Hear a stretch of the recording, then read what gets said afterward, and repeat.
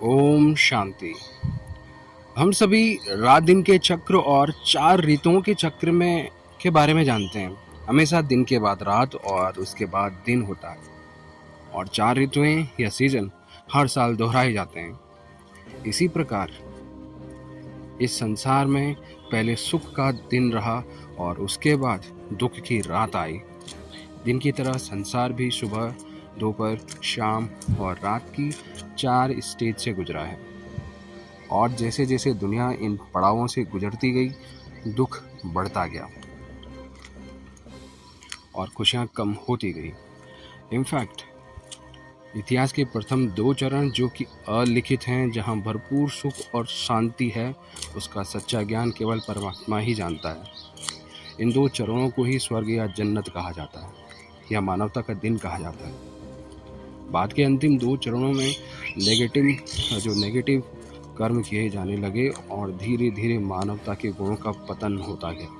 इन 2 चरणों को नरक या मानवता की रात के रूप में जाना जाता है। जैसे जैसे आत्माएं जन्म और पुनर्जन्म के प्रोसेस से गुजरी, वे अपनी ओरिजिनल आध्यात्मिक पहचान भूल गई और इसके बजाय अपने भौतिक शरीर को ही अपनी पहचान मानने लगी।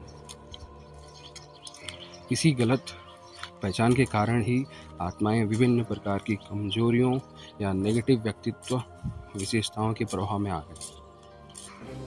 मैं एक आत्मा हूँ, यह पहचान भूल गई और मैं यह शरीर हूँ जिसमें रहती हूँ, इसकी गलत धारणा बनती गई।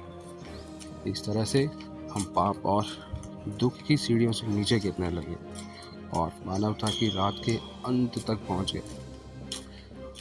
आज अपार वैज्ञानिक उन्नति के बावजूद भी संसार में तन, मन, धन, रिश्ते नातों और हमारी भूमिकाओं में बहुत दुख और पाप भी अपनी चरम सीमा पर पहुंच गया है। साथ ही आज दुनिया में कई लोगों को लगता है कि इससे नीचे अब और नहीं जा सकते। यही वो क्षण है जब परमात्मा इस संसार को बदलने और मानवता के दिन को वापस लाने की अपनी विशेष भूमिका निभा रहे हैं, क्योंकि समय का चक्र खुद को दोहराता है। दिन के बाद रात आई है और रात के बाद दिन अवश्य आएगा। ब्रह्म कुमारी यानी जो परमात्मा के बच्चे हैं इस कलयुगी दुनिया में, उनका उद्देश्य यही है कि इस पुरानी कलयुगी दुनिया को बदलकर रहने के लिए एक सुंदर और आनंदमय जगह बनाकर खोया हुआ स्वर्ग पुनः प्राप्त करना है। ओम शांति। Thank you so much.